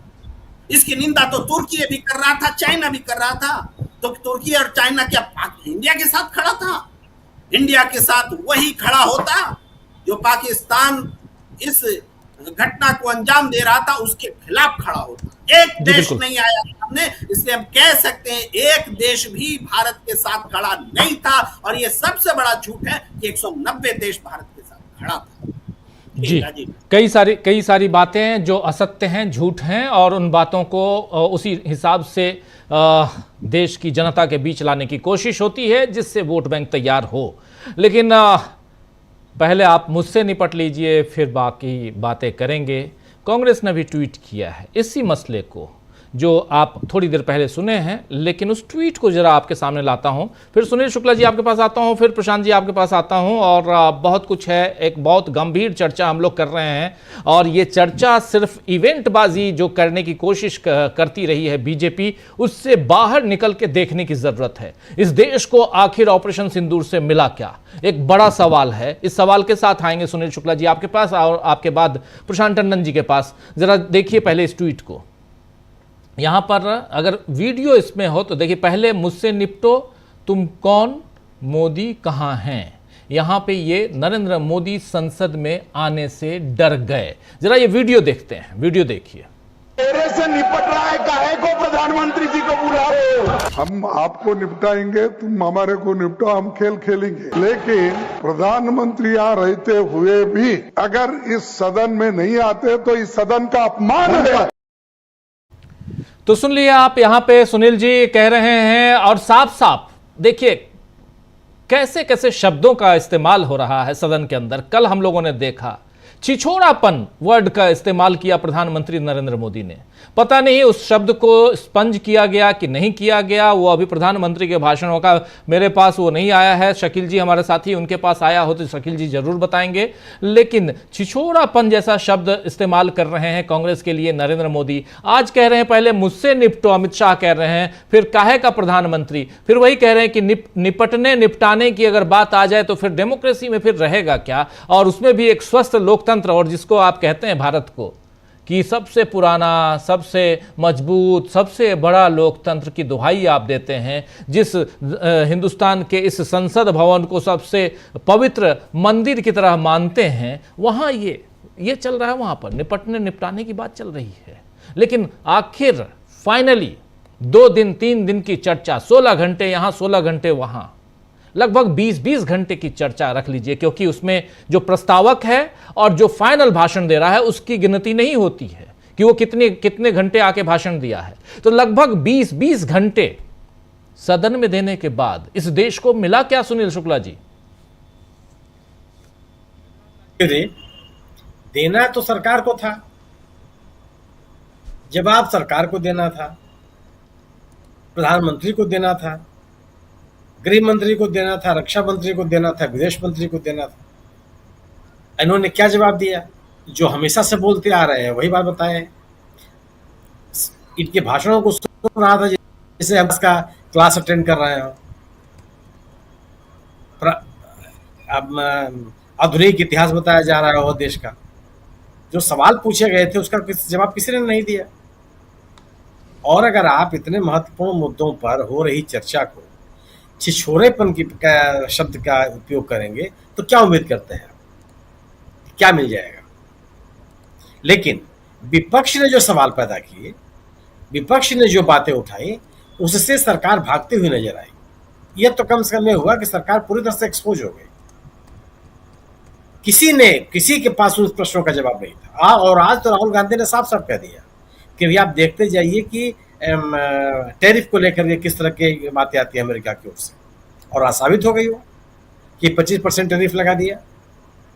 अगर आप किसी बात का प्रतिकार नहीं करेंगे, एक संप्रभु और मजबूत राष्ट्र के रूप में अपने आप को अपनी दावेदारी आप छोड़ देंगे, तो स्वाभाविक सी बात है कि आप इन स्थितियों का आपको सामना करना पड़ेगा। ये बहस ही क्यों हो रही थी? बहस ये हो रही थी कि पहलगाम की घटना क्यों हुई, उस पर आप बात ही नहीं कर रहे हैं।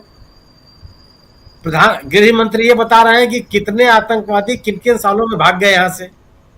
सरकार, इस देश की जनता पूछ रही है कि पहलगाम में आतंकी आए कैसे, पहलगाम की घटना के लिए जिम्मेदार आतंकी आए कैसे, तो आप बता रहे हैं कि कौन कौन भाग गया। आप पहले तो ये बताइए ना, जो आपके पास है, जो आरोप आप जवाहरलाल नेहरू और इंदिरा गांधी और राजीव गांधी पर लगा रहे हैं, उनका जवाब देने के लिए तो कोई जवाहरलाल नेहरू है नहीं यहाँ। जवाहरलाल नेहरू मंत्रिमंडल का कोई व्यक्ति भी यहाँ नहीं है दुनिया में कि आपके सवालों का जवाब दे। जो सवाल उस समय के विपक्ष ने पूछा था या जो सरकार को कहना था, वह आप संसद की कार्रवाई में उपलब्ध है, आप पढ़ लीजिए। लेकिन जो आज वर्तमान स्थितियां हैं, बात तो आपको उनकी करनी पड़ेगी, वो आप नहीं कर रहे हैं। अब आप बिल्कुल सही किया राज्यसभा में विपक्ष ने। हम क्यों सुनेंगे भाषण आपका? और ये कोई पहला मौका नहीं है। आप याद कीजिए कि मणिपुर की घटना को लेकर के विपक्ष को अविश्वास प्रस्ताव लाना पड़ा, तब जाकर के प्रधानमंत्री सदन में उपस्थित हुए, और उपस्थित होने के बाद भी किस तरह का उन्होंने भाषण दिया। मणिपुर को 2 वाक्य में निपटा दिया उन्होंने। कितनी गंभीरता थी उन बातों में। तो यही स्थिति संसद के इन लोगों ने बना दी। तो भाषण सुनने के लिए थोड़े बैठे हैं। गृह मंत्री अगर उस बहस में शामिल होने के लिए अगर होते, तो हो सकता है कि विपक्षी सदस्य उनको सुनते। लेकिन अगर आप पूरी बहस का जवाब देने के लिए आए, तो ये तो कोई उचित नहीं बनता। इस वक्त तो प्रधानमंत्री को ही आना चाहिए और प्रधानमंत्री को अपनी बात करनी चाहिए। और आप यह भी कह रहे हैं कि वो सदन में उपस्थित है। कौन, बिल्कुल सही, कौन निपटेगा कौन निपटाएगा तो जनता देख रही है, वो जनता के हाथों में, वो आपके हाथ में नहीं है और विपक्ष के हाथ में है कि कौन किसको निपटा देगा। लेकिन जो हालात बनते चले जा रहे हैं, उसमें कौन निपट जाएगा, यह कोई बहुत मुश्किल काम नहीं रह गया। लोग ये आपसे पूछ रहे हैं कि जो पहलगाम की घटना हुई उसके लिए जिम्मेदार कौन है। लोग ये जानना चाहते हैं कि युद्ध विराम क्यों हुआ। लोग ये जानना चाहते हैं कि जो भारतीय सेना अपना पराक्रम दिखा रही थी, हम किसी को इसमें ऐतराज नहीं है। ठीक है, भारतीय सेना ने पाकिस्तान को घुटनों के बल ला दिया, लेकिन जब पाकिस्तान को घुटनों के बल ला दिया तो आपने उसको शरण क्यों दे दिया? सेना के पराक्रम पर रोक लगाने वाले आप कौन हैं? आपने क्यों रोक लगाई? ये तो सवाल पैदा होगा जी। सेना के पराक्रम पर तो सवाल विपक्ष ने नहीं उठाया कभी भी, इस देश में किसी नागरिक ने नहीं उठाया। ये जरूर लोग पूछ रहे हैं कि जब सेना अपने पराक्रम से पाकिस्तान को घुटनों के बल ला दी, त्राहिमाम की स्थिति आ गई पाकिस्तान के सामने, तो आपने सेना को पराक्रम प्रदर्शन से क्यों रोक दिया? आपने रोक दिया या आपने दबाव में रोका? इसका जवाब दे दीजिए। इसका जवाब आप देने के लिए तैयार नहीं है।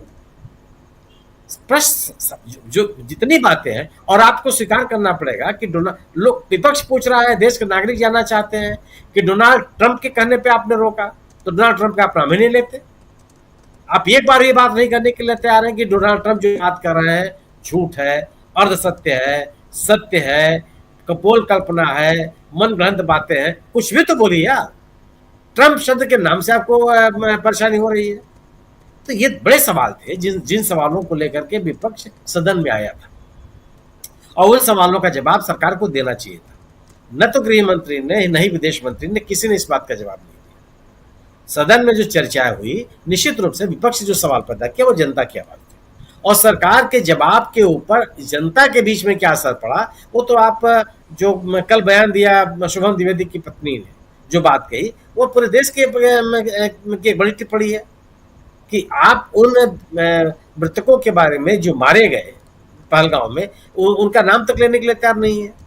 जब नाम लेने की कोशिश की प्रियंका गांधी ने, तो आपने उनको किस तरह से हुड करने की कोशिश की। आप हर भारतीय जनता पार्टी के लोग कह रहे हैं कि धर्म पूछ करके इनको गोली मारी गई। जिस संसदीय प्रतिनिधिमंडल को आपने विदेशों में भेजा था, क्या वो भी संसदीय प्रतिनिधिमंडल यही बात कह रहा था दुनिया में जाकर के? वह यह कह रहा था कि भारतीय नागरिक मारे गए, या आप वो संसदीय प्रतिनिधिमंडल दुनिया को यह बता रहा था कि धर्म पूछ कर गोली मारी गई? और अगर आप ये कह रहे हैं कि धर्म पूछ कर गोली मारी गई, वो भारतीय नागरिक उनकी पहचान बाद में है, तो आपको दुनिया में भी ये बात कहनी चाहिए थी। इस तरह का पाखंड कैसे चलेगा? क्यों चलेगा? क्यों लोग स्वीकार कर लेंगे उसको? सवाल इस बात का है कि जो मुद्दे उठाए गए हैं, सरकार उसका किसी का जवाब नहीं दे पाई। आज राज्यसभा में भी जितनी बातें, आज बिल्कुल मनोज झा ने एक बढ़िया प्रस्ताव रखा, क्या सर्वसम्मति से प्रस्ताव को पारित कर दीजिए। बीजेपी की तरफ से कोई जवाब तक नहीं आया, बीजेपी की तरफ से कोई बोलने के लिए तैयार नहीं है। बट ठीक है, अगर आप प्रस्ताव नहीं ला सकते हैं तो विपक्ष के प्रस्ताव को स्वीकार कर लीजिए। पता नहीं वो संसद की कार्रवाई में रहेगा कि नहीं रहेगा, तो आगे आने वाले दिनों में पता चलेगा। लेकिन जो बात कही उन्होंने कि अगर आप एक चाचा चौधरी बन के बैठे हुए हैं तो सरकार को तो बोलना पड़ेगा। कौन बोलेगा उसमें? विपक्ष को जितना सवाल उठाना था, सवाल विपक्ष ने उठाए हैं। लेकिन पूरे प्रकरण में पहलगांव की घटना पे अगर आप गृह मंत्री कह रहे हैं कि आप पूछते हैं कि इस घटना के लिए जिम्मेदार कौन है, उनका कहना है कि सरकार में हम हैं तो हम जिम्मेदार हैं। तो अगर आप जिम्मेदार इसकी ले रहे हैं तो इस पर कार्रवाई क्या हुई? 26/11 की घटना पर, मुंबई की घटना को लेकर के सरकार ने जिम्मेदारी ली, गृह मंत्री का इस्तीफा हुआ, महाराष्ट्र के मुख्यमंत्री का इस्तीफा हुआ, महाराष्ट्र के गृह मंत्री का इस्तीफा हुआ, राष्ट्रीय सुरक्षा सलाहकार का इस्तीफा हुआ। आप क्या किसका इस्तीफा हुआ? किसने पद छोड़ दिया? तो केवल यह कह देने मात्र से कि सरकार में हम हैं, जिम्मेदारी मेरी है, बात तो नहीं बनती। अगर आप जिम्मेदारी लेते हैं, और ये भी बड़ा सवाल है कि जो आतंकवादी पिछले 3 महीने से 100 दिन से अधिक समय से जिनके बारे में कोई जानकारी नहीं मिल रही थी, जब संसद में बहस शुरू हुई तो मार दिए गए। क्यों मार दिया आपने? अगर वो पकड़ लिए गए होते, क्या उनको पकड़ नहीं आ सकता था? अगर वो जीवित पकड़ लिए जाते तो क्या दुनिया के पैमाने पर आपको पाकिस्तान को घेरने के लिए एक बड़ा मौका नहीं होता? जो काम पिछली सरकार ने कसाब को पकड़ के किया था, कसाब भी तो मारा जा सकता था।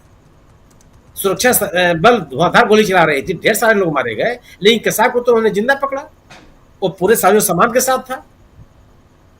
आपने क्यों नहीं पकड़ लिया उनको? अगर आप पकड़ लेते तो कम से कम आज भारतीय डिप्लोमेसी आसमान पे होती। आप अंतर्राष्ट्रीय जगत में पाकिस्तान के को घेरने के आपके पास तमाम तरीके होते, तमाम साक्ष्य होता आपके पास। दुनिया लोग यही तो कह रहे हैं कि पाकिस्तान के मिली भगत की बात आपको दुनिया के सामने रखनी चाहिए। और अगर वो जिंदा पकड़ लिए गए होते तो कम से कम आपको यह कहने की आवश्यकता नहीं पड़ती कि जो आतंकवादी है उनके पास पाकिस्तान का चॉकलेट मिला, चॉकलेट पाकिस्तान नहीं है, ये कहने की आवश्यकता नहीं पड़ती। वो खुद बताते हैं कि हम पाकिस्तान से आए, हमको किन लोगों ने प्रशिक्षण दिया और किन लोगों ने प्रश्न और किन लोगों ने साधन उपलब्ध कराए। अलग स्थिति बनती है। क्यों? जो परिणीति शिंदे ने सवाल उठाए कि आखिर किसी चुनाव के मौके पर ही आतंकी हमला क्यों हो जाता है, इसका जवाब देना पड़ेगा सरकार को। जो प्रियंका गांधी ने सवाल उठाया कि जिस संगठन ने इस पूरी घटना की जिम्मेदारी ली वो अस्तित्व में कब आया? इस सरकार के दौर में 2019 में आया। उसको प्रतिबंधित आपने कब किया? 3 साल के बाद। क्या इसकी जिम्मेदारी सरकार के ऊपर नहीं बनती? आप इस सरकार को, इस संगठन को अमेरिका ने प्रतिबंधित कर दिया, इसका श्रेय तो विदेश मंत्री जी ले रहे हैं, लेकिन आप इसके खिलाफ कार्रवाई कब की? और ऐसा भी नहीं था कि वो जो संगठन चुपचाप अपने घर में बैठा हुआ था। प्रियंका गांधी ने तमाम डिटेल दिए कि कितने सेना के अफसरों को इन लोगों ने हत्या की, सामान्य नागरिकों की हत्या की, कितने आतंकवादी घटनाएं इन्होंने किया, कितने लोग घायल हुए, सब बातों का हिसाब दिया। और 2019 में आया, उसमें तो आप पूरी तरह से सरकार में थे। 5 साल आप लगभग 5 साल सरकार का बीत चुका था, तब आपने कार्रवाई क्यों नहीं की? इन सवालों का जवाब तो आपको देना पड़ेगा। इन सवालों से बचने की कोशिश कर आप सदन में नहीं जाएंगे। आप सदन में नहीं जाएंगे। आपकी आवाज बीच बीच में रुक रही है सुनील जी, और थोड़ा आपको रोकना भी चाहूंगा। 2-3 बहुत इंपॉर्टेंट अपडेट है वो देना चाहता हूं। पहला अपडेट ये है कि मालेगांव ब्लास्ट, आप लोगों को याद होगा, प्रज्ञा ठाकुर जो अपने नाम से पहले साध्वी लिखती हैं और सांसद भी रहीं भोपाल से, जिन्होंने दिग्विजय सिंह को भोपाल में हराया था, 2019 में, याद होगा। और वो भी इस केस में, मालेगांव ब्लास्ट केस में मुख्य आरोपी हैं। कल उस पे फैसला आ रहा है। एनआईए कोर्ट ने, प्रज्ञा ठाकुर जो हैं हिंदू हैं, मुसलमान नहीं हैं। एनआईए कोर्ट ने, यहां मेंशन इसलिए कर रहा हूं क्योंकि अभी बताता हूं क्यों कर रहा हूं, कि वो मुसलमान नहीं है, हिंदू है। एनआईए कोर्ट ने फांसी की सजा मांगी है। कल फैसला आएगा। अभी इसी राज्यसभा में अमित शाह जी ने भाषण में क्या कहा है, जरा उनकी जुबानी सुन लीजिए। फिर एनआईए कोर्ट की बात मैं क्यों कर रहा हूं सुनिए, प्रज्ञा ठाकुर की बात यहां क्यों कर रहा हूं जरा सुनिए, क्योंकि ये अभी अभी भाषण दे रहे हैं, अभी अभी उन्होंने कहा, सुनिए उनके। मान्यवर, इनके चिदंबरम जी के कार्यकाल में ही अफजल गुरी की फांसी जब तक वो गृह मंत्री नहीं गए नहीं हुई। मान्यवर, बंबई का हमला, बंबई के हमले के बाद आज ये दिग्विजय सिंह चले गए हैं, उन्होंने कहा है तो आरएसएस ने कराया था। मान्यवर, ये क्या बोल रहे हैं, किसके लिए बोल रहे हैं, किसको बचा रहे हैं, क्या कहना चाहते हैं? और हिंदू टेरर का सगुफा किसने छोड़ा? मैं आज दुनिया के सामने, देश की जनता के सामने गर्व से कहता हूं कि हिंदू कभी टेररिस्ट नहीं हो सकता। हम कभी टेररिस्ट नहीं हो सकते। क्या कहना चाहते हैं? फर्जी टाइप के केस बनाए, एक भी केस अदालत में नहीं टिका। देशभक्त संगठनों पर आरोप लगाए आपने, सिर्फ आपकी छिछोरी राजनीति के लिए, क्षुल्लक फायदे के लिए। और फिर क्या कर लिया? फिर भी हार गए। हारे तो ना। चलिए, छिछोरा वर्ड इन्होंने भी उधार ले लिया नरेंद्र मोदी से। लेकिन दूसरी तरफ ये जो कह रहे हैं कि हिंदू टेररिस्ट टेररिस्ट टेररिस्ट होता है, भाई प्रशांत टंडन जी, टेररिस्ट क्या हिंदू, क्या मुसलमान, क्या सिख, क्या ईसाई, जात धर्म देख के टेररिस्ट होता है। अब जब टेररिस्ट की बात की जाए तो गांधी जी को किसने मारा था, यह सवाल भी पूछा जाएगा, और कौन था। उसके बाद फिर आरएसएस और बाकियों की बात, फिर यह होगा कि मैं एंकर होकर मुंह खोल रहा हूं, मैं नहीं चाहता तो। लेकिन चूंकि सदन के अंदर बात हो रही है, हमारे देश के गृह मंत्री ऐसी बात कर रहे हैं। कल एनआईए का फैसला आ रहा है, एनआईए कोर्ट का फैसला आ रहा है। साध्वी प्रज्ञा ठाकुर लिखती हैं, प्रज्ञा ठाकुर ही काफी है, इतने ही हम जानते हैं, उनके ऊपर भी फैसला आएगा। और यहां पर कह रहे हैं दिग्विजय सिंह चले गए, पूरा का पूरा विपक्ष जो है वो वॉकआउट कर चुका है राज्यसभा से। छिछोरी राजनीति कर रहा है विपक्ष, कह रहे हैं यहां पर देश के गृह मंत्री। देखिए, चेयर पे कौन बैठा है? जो अखबार के संपादक रह चुके हैं, हरिवंश नारायण सिंह। उनके अखबार ने भी छापा होगा प्रज्ञा ठाकुर के बारे में। उनको तो मालूम होगा ना कि गृह मंत्री झूठ बोल रहे हैं, संसद को गुमराह कर रहे हैं। सुन रहे हैं, मजबूरी है उनकी। देखिए, मुद्दा जो है जी है, और मोदी जी ने क्या किया है, लोकसभा में कल जैसा भाषण दिया और आज राज्यसभा से वो नदारत है, नहीं आए। बाकी बातें कह दी हमारे साथियों ने और खड़गे ने राज्यसभा। मोदी जी का भाषण राज्यसभा में आज वो नहीं आए, उसका राजनीतिक। प्रशांत जी की आवाज कट रही है बीच बीच में। प्रशांत जी की आवाज, जी प्रशांत जी प्लीज, डिस्कनेक्ट हो रही है हमारी आवाज जी। हाँ, तो इसका लोकसभा में क्या हुआ? प्रशांत जी, मैं कहूंगा दोबारा एक बार रीज्वाइन कीजिए, तब तक शकील जी के पास आता हूं, जल्दी से रीज्वाइन कीजिए प्लीज, आपके पास आता हूं फिर। शकील जी, अभी आप सुन रहे हैं भाषण, ये सारी चीजें चल रही हैं, लेकिन आपके पास जब आता हूं तो कुछ और अपडेट के लिए, और चाहता हूं कि कुछ ऐसे अपडेट्स जो हमारे पास, अब हमारे सोर्सेज, और सबसे बड़ा सोर्स तो आप ही हैं, और आपको सीधे जब ले आता हूं हमारे तमाम साथियों के बीच तो फिर मुझे कुछ कहने की जरूरत नहीं है। देखिए, सबसे बड़ा अपडेट और सबसे बड़ी खबर जो आज की है, हम उस पर ही देने की कोशिश करेंगे। इससे टेरिफ आक्रमण के बाद अब और कुछ बचता नहीं है। इससे पहले ऐसा ही एक घृणित हमला, हम घृणित शब्द का इस्तेमाल कर रहे हैं, हथकड़ी बेड़ी के साथ ट्रंप ने किया था। हिंदुस्तानियों के हाथ और पांव में हथकड़ी और बेड़ी लगाई थी, और अब जो है उसने भारत के व्यापार को बांध दिया है। हम थोड़ा सा ये बताने की कोशिश करेंगे आपको, अभी इसकी सारी समीक्षाएं आएंगी, बहुत सारी चीजें आएंगी कि इस 25% टैरिफ से भारत की अर्थव्यवस्था पे क्या प्रभाव पड़ेगा। ये बहुत जरूरी चीज है, संक्षेप में बताने की कोशिश करेंगे। सबसे बड़ी चीज जो भारत की जीडीपी में सरकार लगातार दावे करती रहती है, उस जीडीपी में कमी आई।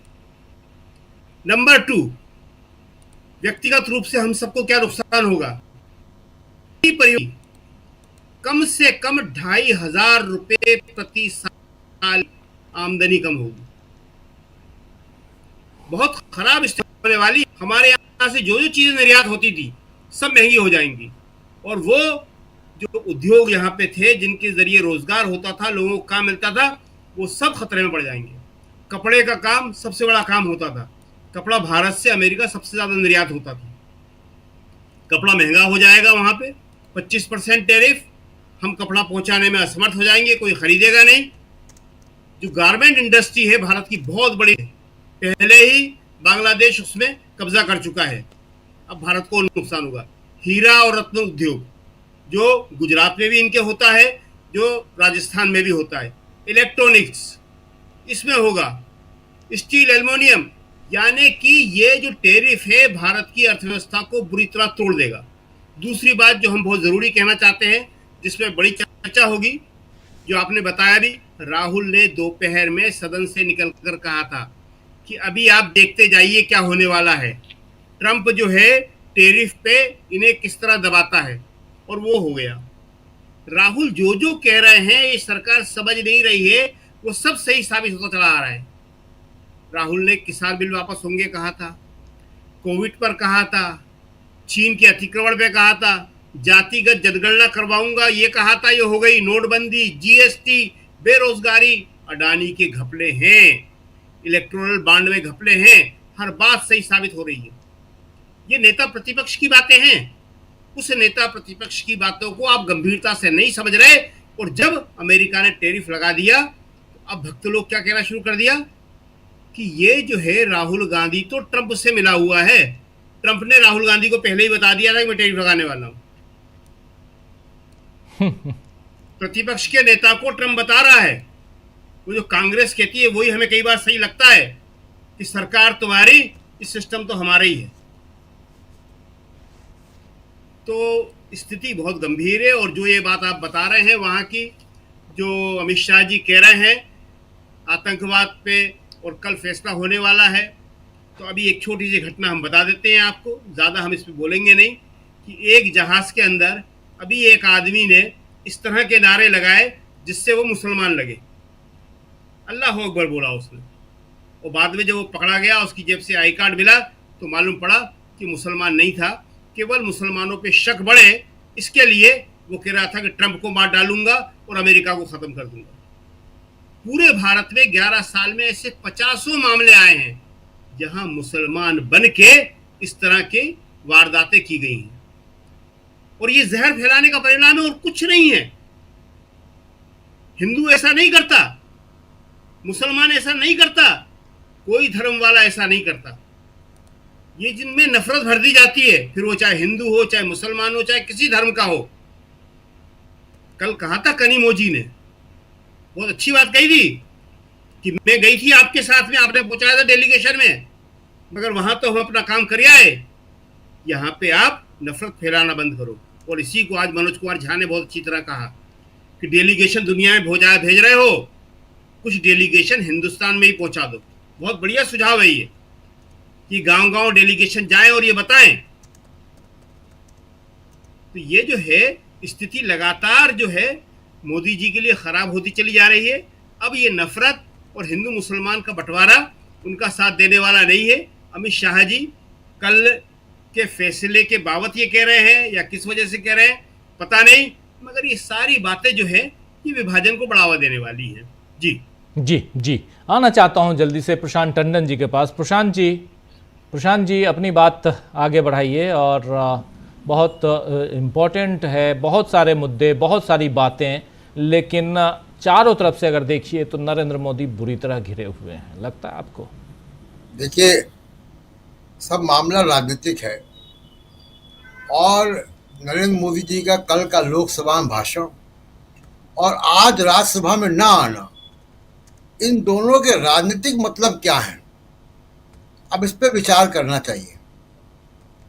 इसका राजनीतिक मतलब यह है कि जब संसद एक आतंकवादी हमले पे पहलगाम पे 26 भारतीयों को मारा गया, उनके ऊपर चर्चा कर रही है, पाकिस्तान के इन्वॉल्वमेंट पे चर्चा कर रही है, भारत की आंतरिक सुरक्षा पे चर्चा कर रही है, जब ऑपरेशन सिंदूर पे चर्चा कर रही है, पाकिस्तान के हमले पे चर्चा कर रही है, उस वक्त प्रधानमंत्री का भाषण लोकसभा में बहुत लचीला था, अनइम्प्रेसिव था और राज्यसभा से वो चले गए, नहीं आए। ये बिल्कुल वैसे ही है कि मान लीजिए कि लोकसभा में जातिवार जनगणना पर चर्चा हो रही है और राहुल गांधी ना जाए जी। तो मोदी जी ने अपने कोर इशू से किनारा किया है, बीजेपी के कोर इशू से किनारा किया है। बीजेपी की जो मुख्य राजनीतिक मुद्दा है उससे रिट्रीट है, उससे पीछे हट गए। अब ये बीजेपी को तय करना और आरएसएस का तय करना है कि मोदी जी का क्या करें। उन्होंने राष्ट्रीय सुरक्षा, पाकिस्तान, आतंकवाद, ये सारे मुद्दे कांग्रेस और इंडिया गठबंधन को दे दिया कि आपका मुद्दा है, हमारा नहीं है। तो अब ये भविष्य की राजनीति उस पर कैसे शेप लेगी ये अब देखेंगे, लेकिन ये बड़ा रिट्रीट है, ये बड़ा कदम पीछे लिया है मोदी जी ने कि बीजेपी की जो कोर राजनीति है उससे वो उन्होंने पीठ दिखा दी है, उससे मुड़ गए। अब आगे की राजनीति बीजेपी क्या कोई नई राजनीति करने जा रही है, तो ये बीजेपी को सोचना है, आरएसएस को सोचना है। हम लोग जब ये सोचेंगे तो हम लोग उस पर भी चर्चा करेंगे। देखिए, बेरोजगारी का मुद्दा होता, कोई मणिपुर का मुद्दा होता, कोई आर्थिक जीडीपी के बारे में बहस हो रही होती, औद्योगिक विकास के बारे में बहस हो रही होती, मोदी जी ना आते संसद में तो कोई उसको गौर नहीं करता, क्योंकि इन सब मुद्दों पे बहुत गंभीर वैसे भी नहीं है। अपने कोर इशू पे वो पीछे हट गए। इसका भविष्य की राजनीति में असर पड़ेगा, एक बात। अब मैं आता हूं डोनाल्ड ट्रंप ने जो टैरिफ किया।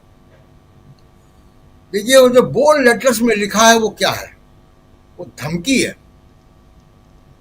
भारत नहीं तय करेगा, अमेरिका तय करेगा कि भारत अपना व्यापार किससे ले, मिसाइलें किससे खरीदे, तेल किससे खरीदे। रूस का उल्लेख करके सीधे सीधे धमकी है। और अभी हाल का बता देता हूँ राजीव जी, अभी हमारे दर्शकों के भी स्मरण में होगा, सबके स्मरण में होगा, S-400 एयर डिफेंस सिस्टम ने कमाल दिखाया जब पाकिस्तान ने हमला किया हमारे ऊपर। सबसे रिलायबल इक्विपमेंट हमारा डिफेंस का S-400 air defence missile system साबित हुआ। कहाँ का है वो? रूस का है। रूस हमको S-500 देने को तैयार है। वो ये कह रहा है कि टेक्नोलॉजी ट्रांसफर भी ले लो, उसको बनाओ भी अपने यहाँ, उसका एक्सपोर्ट भी करो, हम नहीं कुछ बोलने जा रहे। इतनी लिबरल डील रूस हमको S-500 पे दे रहा है, एयर डिफेंस सिस्टम पे। और दुनिया में इस वक्त आप देखिए कि अभी ईरान और इजराइल का हुआ तो भी एयर डिफेंस सिस्टम चर्चा में था। तो अब ये ट्रंप तय करेंगे कि हम एयर डिफेंस सिस्टम ना लगाएं, रूस से ना लें। दूसरी बात, तेल की बात। 38% हमारी ज़रूरतों का 38% तेल हम रूस से लेते हैं, बगैर डॉलर के, और बाजार के कीमत से काफ़ी कम में भी, डिस्काउंटेड रेट पे लेते हैं। तब हमारी अर्थव्यवस्था को उसमें कुशन मिलता है। शकील जी ठीक कह रहे थे कि ये जो ट्रेड लागू होगा टैरिफ लागू होगा तो कम से कम जो आरबीआई का जो प्रिडिक्शन है उसमें 0.2-0.3% की कमी आएगी फौरन। जी और 6 बार डेलीगेशन गए, 6 राउंड ट्रम्प एडमिनिस्ट्रेशन से बात हुई है। पीयूष गोयल खुद जा चुके हैं वहां पे, विदेश मंत्री गए, हरदीप पुरी गए, और उसके बाद भी बात नहीं बनी। मोदी जी भी जा चुके हैं, मोदी जी के सामने ट्रम्प ने कह दिया था कि आप टैरिफ बहुत ज्यादा है, वो कुछ नहीं बोल पाए थे। तो ये बहुत बड़ी कूटनीतिक असफलता है। और एक आखिरी बात कहूंगा कि प्रधानमंत्री कैसा होता है, याद कीजिए, हमारे दोस्तों को याद होगा इंदिरा गांधी व्हाइट हाउस में रोनाल्ड रीगन के समय, और लाइव दूरदर्शन पे तस्वीरें आ रही थी, लाइव टेलीकास्ट चल रहा था इंदिरा गांधी का भाषण डोनाल्ड ट्रंप के सामने, डोनाल्ड ट्रंप कह रहा हूं, रोनाल्ड रीगन के सामने। और इंदिरा गांधी ये कह रही थी कि हमारी सोवियत रूस से दोस्ती है, पुरानी दोस्ती है, हम अमेरिका से भी अच्छे संबंध बनाना चाहते हैं, हमको मालूम है कि हम दो दुनिया में कैसे अपनी दोस्ती को कायम रखें। रोनाल्ड रीगन के मुंह पर यह बात की है। मुझे याद है कि रोनाल्ड रीगन उस वक़्त ऐसे हाथ मल रहे थे, तस्वीरें दिखाई दे रही थी। ये होता है प्रधानमंत्री जिसको कि भारत की संप्रभुता की चिंता होती है। डोनाल्ड ट्रंप कैसे बात करेगा? टैरिफ लगा दे, टैरिफ उनका मर्जी है, हम उनसे व्यापार करें ना करें ये भारत तय कर लेगा। लेकिन वो ये कैसे कह सकते हैं कि आप इनसे ये खरीदते हो इसलिए आपको टैरिफ लगाएंगे? ये भारत की संप्रभुता पे, भारत की सॉवरेनिटी पे हमला है। तो क्या मोदी जी ट्रंप को वैसा जवाब देंगे जैसा इंदिरा गांधी ने रोनाल्ड रीगन को दिया था? हरगिज नहीं देंगे। जवाब देना होता तो आज वो राज्यसभा में आते। तो चाहे वो ट्रंप का मामला हो, चाहे वो या पहलगाम का मामला हो, सीज फायर का मामला हो, मोदी जी बीजेपी के कोर एजेंडा से पीछे हट गए हैं। अब ये तय करना आरएसएस को कि वो उनका क्या करे। जी राज जी बिल्कुल। सुनील शुक्ला जी, क्या आपको भी लगता है कि नरेंद्र मोदी बीजेपी के कोर एजेंडा से बाहर निकल चुके हैं और बीजेपी की पूरी सियासत की जो धुरी है, जो एपिक सेंटर है, वो अब बिल्कुल छिटक चुका है, बाहर जा चुका है और यहाँ बीजेपी गहरे संकट में है? अगर राष्ट्रीय सुरक्षा के विषयों पर प्रधानमंत्री नहीं बोलेंगे तो उनका अपने राष्ट्रवाद के नारे से दूर हटना है। अगर आंतरिक सुरक्षा के सवालों पर आप नहीं बोलेंगे तो आपका राष्ट्रवाद कमजोर होता है। हमारे द्विपक्षीय मामलों में, अंतर्राष्ट्रीय मामलों में अगर अमेरिकी राष्ट्रपति के हस्तक्षेप को आप स्वीकार करते जाएंगे, उस पर भी आपका कोई। सुनील जी डिस्कनेक्ट हो गए। आज कनेक्शन की बड़ी दिक्कत है। अमलेंदु जी, मोर्चा आप ही को संभालना है फिर। जी राजीव जी, बिल्कुल सही बात है। देखिए, मोर्चे तो संभले हुए हैं, लेकिन मोर्चे से हमारे जवान तो डटे हुए हैं, लेकिन हमारा प्रधानमंत्री मोर्चों से गायब है। तो ये मोर्चे से प्रधानमंत्री जो गायब है, देश के लिए बड़ा संकट का विषय है। और जाहिर सी बात है राजीव जी, अगर सेनापति भाग जाए मैदान छोड़ के तो फिर सेना के लिए दिक्कत होती है। हम लोग राजीव जी इतिहास के विद्यार्थी रहे और हम ये पढ़ा करते थे कि जो हमारे राजा थे वो विदेशी आक्रांताओं से हार क्यों जाते थे। तो उसमें पढ़ा जाता था हार इसलिए जाते थे कि वो सबसे आगे हमारी हाथियों की सेना रहती थी और हाथियों की सेना बड़ी मजबूत समझी जाती थी। और जब वो सामने से घोड़े पे सवार होकर आते थे विदेशी आक्रांता और जो हाथियों से भिड़ते थे, तो सबसे पहले वो आगे जो हाथी होता था उस पर हमारा सेनापति बैठा होता था और उसी की सूंड जो है वो सबसे पहले उस पर प्रहार करते थे। तो हाथी की जहाँ सूंड कटी और हाथी जो था वो अपनी सेना को रोनता हुआ चला जाता था और विदेशी आक्रांता चला जाते थे। तो हमारे प्रधानमंत्री जो है राजीव जी, वो उस सेनापति की तरह हो गए हैं जो सबसे आगे था, उस हाथी की सूंड कट चुकी है, अपनी ही सेना को रोनते हुए पीछे की तरफ चले जा रहे हैं।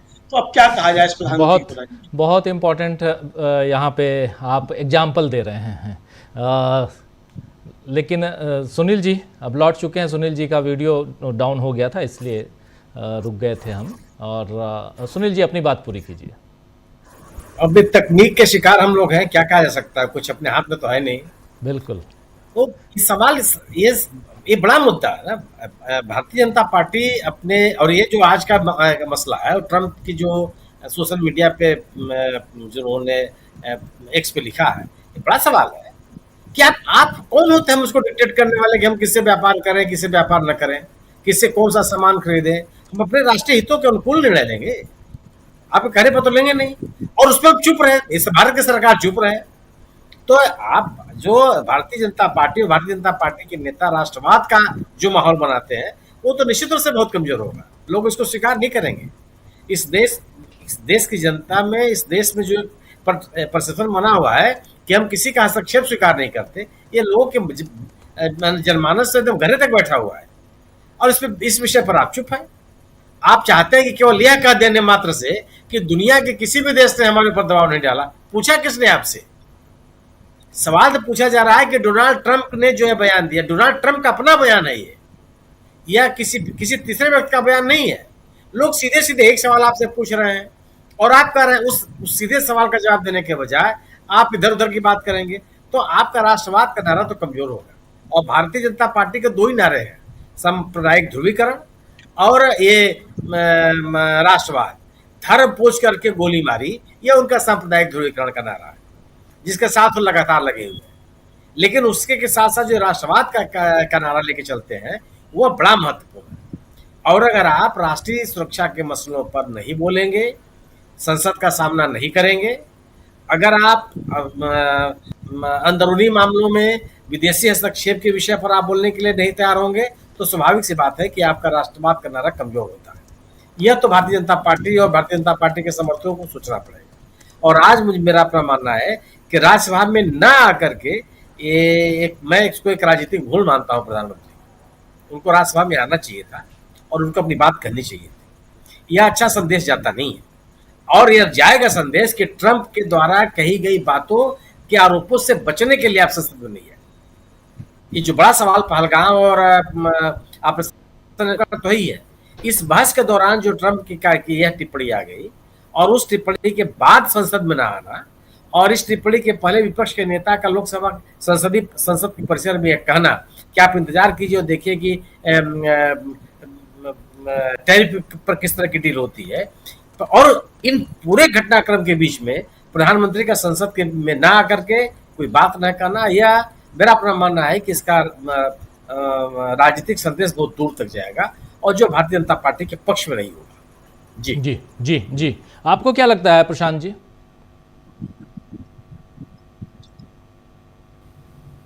जो बात मैं कह रहा था कि सुनील जी ने वही बात की कि ये प्रधानमंत्री नरेंद्र मोदी की भूल है कि वो अपने कोर पॉलिटिक्स से उन्होंने मुंह मोड़ लिया। अब इस वक्त चाहे आरएसएस को करना है, बीजेपी को करना है कि वो भविष्य की राजनीति वो क्या करना चाहते हैं, लेकिन इंडिया गठबंधन और कांग्रेस के सामने एक अब विकल्प है कि उनकी रणनीति क्या होनी चाहिए। तो अब प्रधानमंत्री मोदी वास्तविक रूप से विजिबली दिखाई दे रहा है कि वो राजनीतिक रूप से, प्रशासनिक तौर पे वो कमजोर दिखाई दे रहे हैं।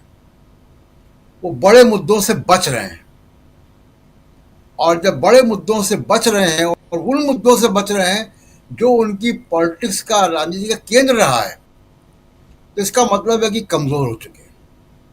उनके अंदर वो अथॉरिटी, वो इकबाल अब नहीं है।